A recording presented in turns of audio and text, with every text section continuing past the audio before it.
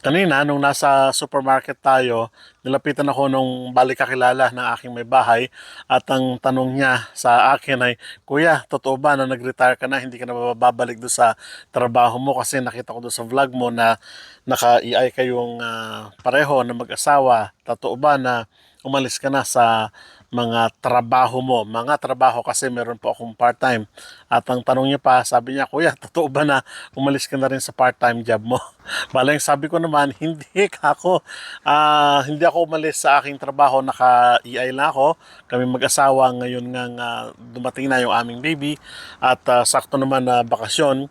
Medyo ini-spend ko talaga yung time ko sa aking family dahil hindi ko alam kung kailan ulit ako magbabakasyon. Kaya sinabi ko sa kanya na minarapat ko na rin na mag-EI at magbakasyon na rin ng mahigit isang buwan dahil kumbaga pag nagkaanak ka na pala, meron ka ng family talaga, mag-iiba na yung priority mo sa buhay, talagang you will focus on them. Sabi ko sa kanya. At sabi niya, akala ko talagang umalis ka na.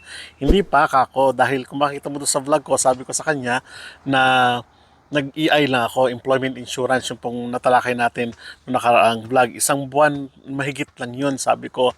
At tinake chance ko lang yung opportunity na meron tayong ganito dito sa Canada na you can apply for that. Na hindi naman kalakihan pero makapagbibigay din sa inyo ng security financially, sabi ko sa kanya. Oo nga, sabi niya, ang hirap talaga kapag wala kang validation, kumbaga na ikaw ay magkakaroon ng pera kapag ikaw ay nakabakasyon ka tulad ko sa Pilipinas nung ako ay nanganak. Sabi niya talagang wala tayong ganun sa Pilipinas. Meron, sabi ko, pero sa government meron din sa mga ibang private. Sabi niya, alam mo naman kuya, nasa private sector ako. Sabi ko, yun lang, talagang medyo kakapain mo yung mga employers sa mga ganun, ano. Natuwa ako dun sa sinabi niya na buti na lang, nandito tayo sa Canada dahil kahit pa paano ay mayroon tayong pera, no? Na kasi halos kapapanganak lang din yan, no? So, yun yung mga naging usapan namin habang kami namimili. Yung mga ganong sineshare ko sa inyo ay nararanasan din po ng ibang mga kababayan natin na nandito sa Canada at talagang ini-enjoy din naman nila yung mga ganong opportunity at mga benefits kung tawagin po natin na dito nga natin sa Canada nakikita, no? And speaking of doon sa part-time job na binanggit ko sa inyo kanina na opo, medyo naglaylo ako sa part-time job ko. Wala na po akong part-time job sa kasalukuyan dahil nag-focus nga po ako dito sa pag-aalaga sa aming baby, no?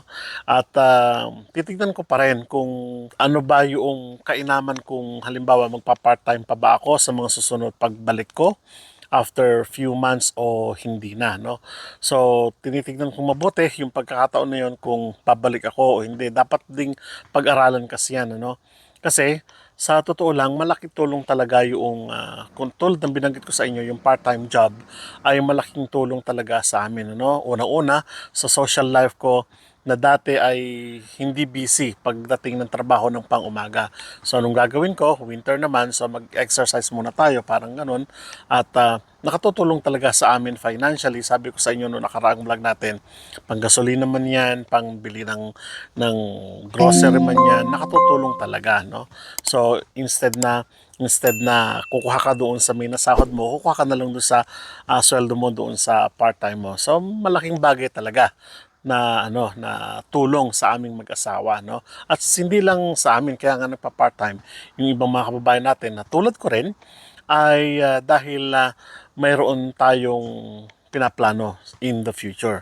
Pero sa lagay ko ngayon, hindi ko alam kung babalik pa ako doon sa part-time job ko kasi nga unang-una priority ko sa ngayon yung aking baby at napakainam naman ng aming ng manager ko dito sa Canadian Brew House dahil binigyan naman ako ng option na kung halimbawa talagang priority mo yung baby mo, you can do your baby. Kung halimbawa naman pagdating ng panahon at gusto mo pang bumalik sa amin, tatanggapin ka na pa naman namin. So, yun ang napakaganda. Nakakataba ng puso na may mga taong gano'n na kinukonsider yung kalagayan mo sa kasalukuyan. Sabi ko nga sa nakararaang vlog natin, you have to invest also sa mga taong nakapalibot sa iyo para nang sa gano'n, pagdating ng panahon na nangailangan ka, magiging madali para sa iyo ang lahat. Sabi ko nga yung pagkawala ng aking part-time job ay naging blessing din sa akin dahil napagtuunan ko nga yung family ko.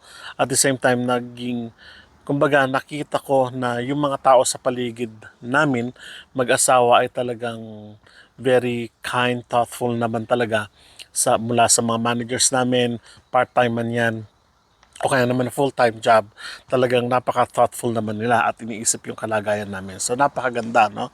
And aside from that, sabi ko nga, sa usapin ng part-time, mababawasan kami in terms of money. Ang katotohanan niyan, sa totoo lang, siyempre sa panggasolina, sabi ko nga, doon kami kumukuha ng panggasolin namin, pang everyday na transportation namin.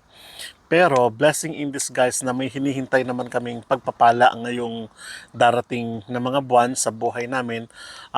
In 3 months time, babalik na yung asawa ko sa trabaho after ng employment insurance niya. No? Ako naman, pagkatapos ng siguro mga 1-2 linggo, babalik na rin ako sa trabaho ko. And then after that, may malaking, hindi ko na sasabihin ko na lang pagdating ng panahon kasi medyo maaga ka pa kung ngayon ko sasabihin. Although, may confirmation na sa akin na yung bagong trabaho ko ay nandyan na nga.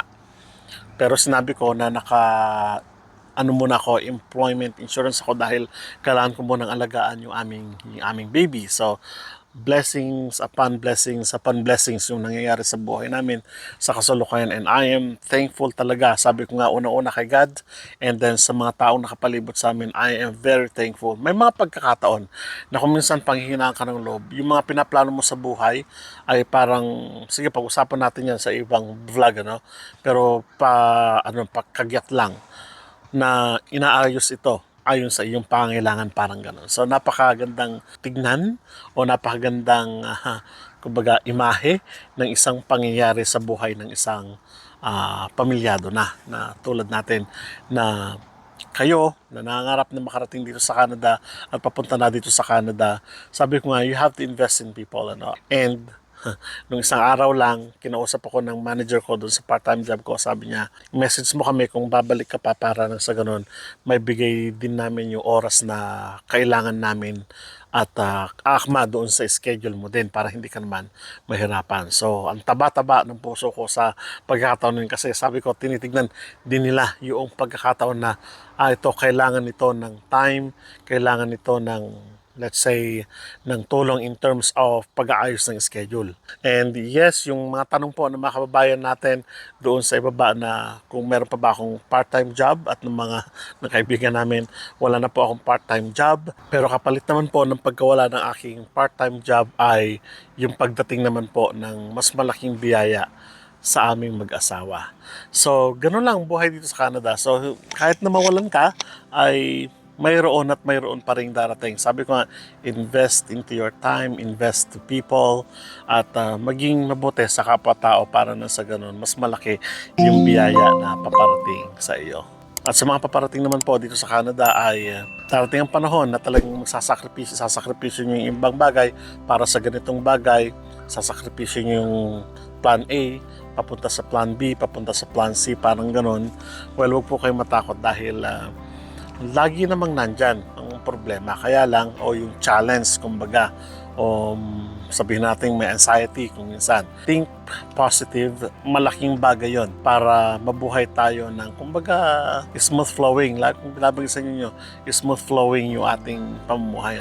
Ganon ang ginagawa ko lang sa buhay namin sa kasalukuyan, na kailangan hindi mag-worry ng mag-worry. Kasi pag nag-worry ka nung nag-worry, di ba sa Bible, sabi nga sa inyo doon, kung yung mga ibon nga hindi nila iniisip yung pagkain nila kinabukasan ng tao, pa kaya na mahal ng Diyos. So, pero hindi mo ibig sabihin na hindi ka nagagawa ng para sa iyo.